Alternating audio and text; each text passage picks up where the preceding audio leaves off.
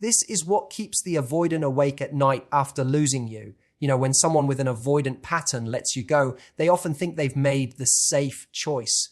No messy vulnerability, no risk of rejection. They tell themselves they're fine, and for a while they might be. But here's the truth they don't talk about: the silence doesn't stay quiet forever. At night, when the distractions run out, that's when it creeps in, the what ifs. What if you were the person who would have truly seen them?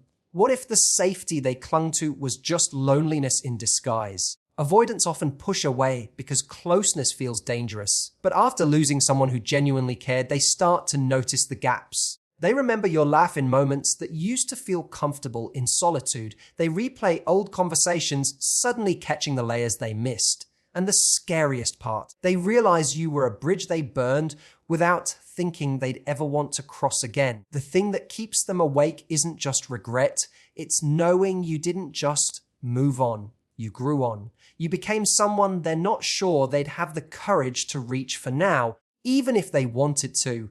And that thought, that's the one that keeps them staring at the ceiling, wishing they'd been braver when they had the chance. When someone with an avoidant attachment style chooses to walk away, it's rarely a decision made out of cruelty or even conscious selfishness. It's more like a reflex. A survival mechanism they've learned over years of experience that tells them closeness equals danger. Somewhere deep inside, they've wired themselves to believe that the safest way to protect their heart is to create distance. So when a relationship begins to deepen, when the emotional stakes rise, they feel an instinctive pull to step back. They tell themselves they're simply not ready or not in the right place. But underneath, it's a fear of being fully seen, because being seen means being vulnerable, and vulnerability has never felt safe. That's why, when they leave, they wrap themselves in the belief that solitude is the safest bet. They convince themselves they can breathe more easily without the weight of someone else's expectations. They talk themselves into the idea that they've avoided complications, drama, or heartache. In the short term, that belief gives them relief. It's a story they can cling to when the doubts start to whisper.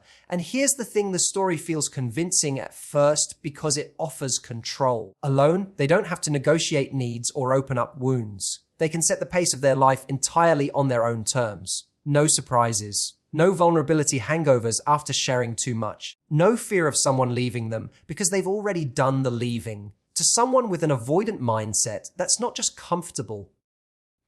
It feels like winning. But the irony is that what they see as safety is actually a disguised form of loneliness. It's a kind of loneliness that doesn't announce itself immediately. At first, it hides in the satisfaction of independence. It hides in the routines that feel predictable and familiar. It hides in the pride of believing they've sidestepped pain. They might even convince themselves that the discomfort of intimacy they felt before is proof that leaving was the right choice. The problem is, this version of safety doesn't account for the slow creep of emptiness. Humans aren't built for complete emotional isolation, even if some of us try to pretend we are. Over time, they begin to notice moments when that independence feels a little too quiet. The meal that once felt freeing to eat alone starts to feel a little hollow. The weekend plans that once filled them with relief from social obligations now feel strangely underwhelming.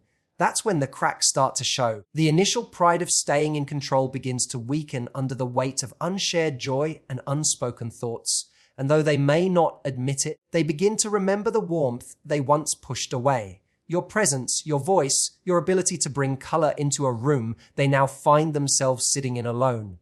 But here's the twist. This realization doesn't come with the simplicity of, I miss you. It's tangled with the discomfort of knowing they chose this. They weren't left behind, they stepped away. And that's the haunting part, because now they have to wrestle with the truth that what they called safety was just another way of keeping themselves small, unseen, and untouched. They traded the vulnerability of closeness for the control of distance, not realizing that control can be its own kind of cage. The walls they built for protection turned out to be the same ones that keep out the very connection they'll one day wish they'd let in. When someone with an avoidant pattern ends a relationship, they don't always feel the loss immediately. In fact, part of their coping mechanism is to stay busy, distracted, and outwardly unaffected. They fill their schedule, throw themselves into work, hobbies, or social events, and keep enough noise around them to drown out anything uncomfortable. On the surface, they appear to be moving on just fine, even better than fine. They might even convince themselves that the breakup was a clean, decisive choice and that they've dodged the heaviness that often follows. But the absence doesn't hit in the middle of a packed calendar or during a conversation with friends. It hits later in the stillness. It's in the quiet hours of the night when the phone isn't buzzing, when there's nothing left to scroll, when the room feels a little too big.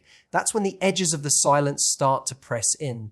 The brain, no longer distracted, begins to wander to places they've been avoiding. And it doesn't wander to just any moment. It finds the ones that feel strangely alive in memory, your laughter over something trivial, the way your hand found theirs without thinking, the comfort of a presence that asked for nothing but your company. The thing about avoidance is that they often interpret the discomfort of closeness as suffocation in the moment. But once it's gone, the absence feels sharper than they expect. They've built a life around not needing, so when the reality of having lost someone sinks in, it doesn't come with a rush of tears or a dramatic scene. It arrives more subtly, like a whisper they can't unhear. At first, they try to swat it away with logic. I left for a reason, I'm fine, it was the right choice. But logic loses its power against the weight of memory, especially the good ones. And those memories seem to have a knack for showing up uninvited. They'll be cooking and suddenly remember how you used to steal bites before the meal was ready. They'll walk past a coffee shop and think of that morning you sat there together talking about nothing and everything. The mind plays these clips without asking for permission, and it leaves them with a strange ache that feels both familiar and foreign. They didn't expect to miss the details. What makes this stage so difficult for them is that it's not just about missing you. It's about noticing the gap between the life they have and the one they could have had if they'd stayed. This realization doesn't happen all at once. It builds slowly, each quiet night adding a little more weight to the emptiness. They start to notice that their so-called freedom doesn't feel quite as light anymore. In these moments, they might even reach for distractions more urgently. Another show, another late night scroll, another task to fill the hours, but those only work temporarily. The more they avoid the silence, the louder it gets when it inevitably returns. And that's the part they can't escape, the fact that what keeps them awake at night isn't a question of whether you were important, but the unsettling truth that they may have underestimated just how much you mattered. When an avoidant looks back after losing someone, one of the most jarring realizations is that you didn't just see the surface version of them.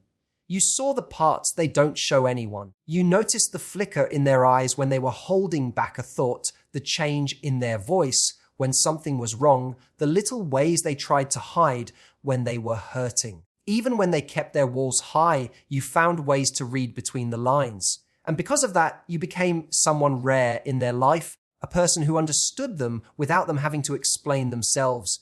At the time, they might not have valued that depth of connection. In fact, it may have even unsettled them. For someone who's learned to protect themselves through distance, being understood so completely can feel like being exposed. They may have mistaken your insight for intrusion, your care for pressure. That's often why avoidants pull away, not because they don't want to be seen, but because being seen stirs fears they don't know how to handle. But after you're gone, the absence of that understanding becomes stark. They notice how, in their current conversations, they have to explain more and share less. They realize that most people only engage with the version of themselves they choose to present, not the fuller picture you were able to hold. They miss the way you picked up on things without them having to speak, the way you could lighten a heavy moment or offer comfort without making them feel trapped. It's not just about missing companionship, it's about missing the feeling of being truly recognized. That's a rare gift, and deep down they know it. They start to recall moments when you understood their silence, when you sensed they needed space without judgment, when you caught the truth behind the words they didn't mean. At the time, they might have brushed it off, even pushed you away in those moments. But now, with distance, they see that you were a mirror reflecting back a version of themselves they couldn't hide from. This realization can be uncomfortable for them because it means acknowledging that they lost something valuable, not because you demanded it from them, but because you offered it freely. And there's a subtle kind of regret in knowing that the very connection they feared might have been the connection they needed most. It's a loss they can't replace with surface-level interactions or casual acquaintances because those don't penetrate the armor they wear. What haunts them isn't just that you saw them, it's that you accepted what you saw. You didn't try to mold them into someone else or punish them for their flaws. You made space for them to be imperfect, to be human, without pulling away. And that kind of acceptance has a way of planting itself in someone's memory. Even if they try to move on, even if they meet new people, there's an inevitable comparison, a quiet awareness that the new connections lack that unspoken understanding. In the late hours, when the mind starts replaying the past, this is one of the thoughts that lingers. You knew me in a way I didn't let most people know me, and I let that go. It's not just a memory, it's a recognition of the depth they had in you and the fact that they might not find it again, at least not in the same way. When someone with an avoidant mindset chooses to leave, they often frame it as liberation. They tell themselves they've chosen freedom, that they've stepped away from something heavy, that they've avoided the entanglement that might have slowed them down or drained them. In their mind, the decision feels like reclaiming control. There's a quiet pride in thinking they've sidestepped emotional chaos, that they've protected themselves from potential pain by exiting before things got too deep. It's a narrative that allows them to walk away without looking back, at least for a while. But with time, that sense of freedom begins to change shape. The very space they thought would be filled with relief starts to feel eerily hollow.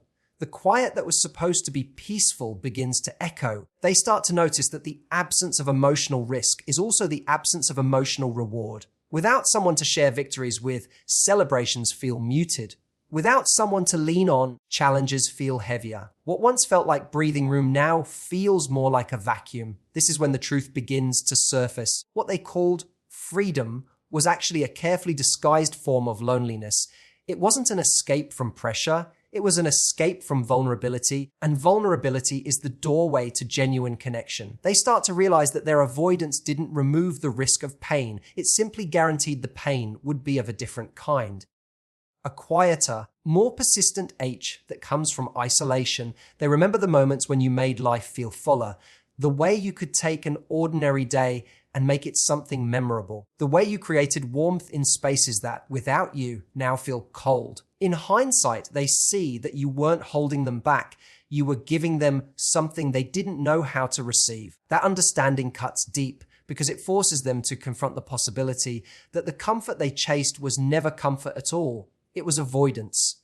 This shift in perspective can be unsettling. They're left with the awareness that the very thing they feared, closeness, might have been the thing they needed to grow.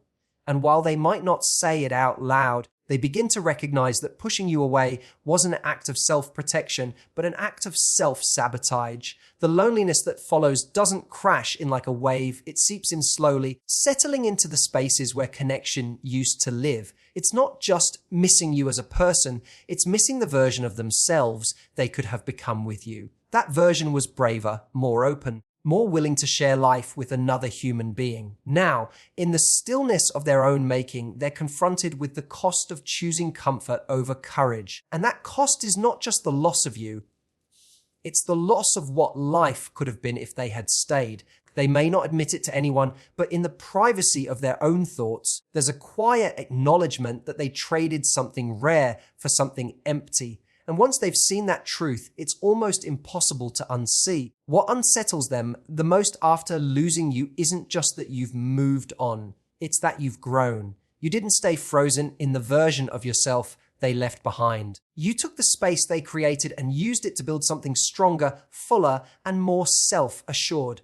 The person they once knew has evolved into someone even more magnetic, someone with deeper boundaries, clearer self-worth, and a life that no longer orbits around their presence. And that shift does more than sting. It forces them to confront the reality that while they've been standing still, you've been becoming. For someone with an avoidant pattern, this is deeply unsettling. They often assume, consciously or not, that the people they leave will still be within reach if they ever decide to return. They count on the familiarity of the old dynamic, believing that time will pass, but the core of things will remain the same. They rarely consider the possibility that you might outgrow them entirely.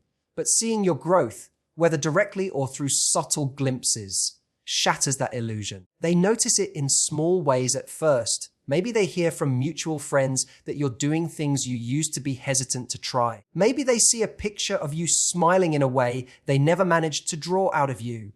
Maybe they stumble upon a moment where you seem lighter, freer, and yet more grounded than before. These glimpses chip away at their confidence that they could simply step back into your life and pick up where things left off. What truly keeps them awake isn't just the idea of missing you, it's the awareness that they might not be able to reach the person you've become. The gap between who you were then and who you are now feels wider than they imagined.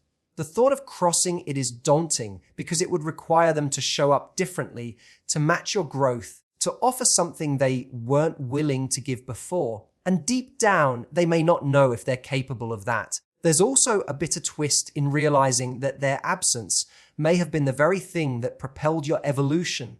By stepping out of your life, they unintentionally gave you the space to focus on yourself, to heal wounds they were contributing to redirect energy that had been tied up in trying to hold the relationship together. The independence you built in that space became a kind of armor, not against love, but against settling for anything less than what you now know you deserve. For them, this is a double loss. They didn't just lose the person you were, they lost the possibility of being part of the life you've built since. And because they're avoidant, reaching out is far from simple. It's not just fear of rejection that holds them back, it's the awareness that the old patterns won't work anymore. You wouldn't accept the same treatment, the same distance, the same hesitations. You've raised the standard, and meeting it would require them to step into vulnerability they've spent a lifetime avoiding.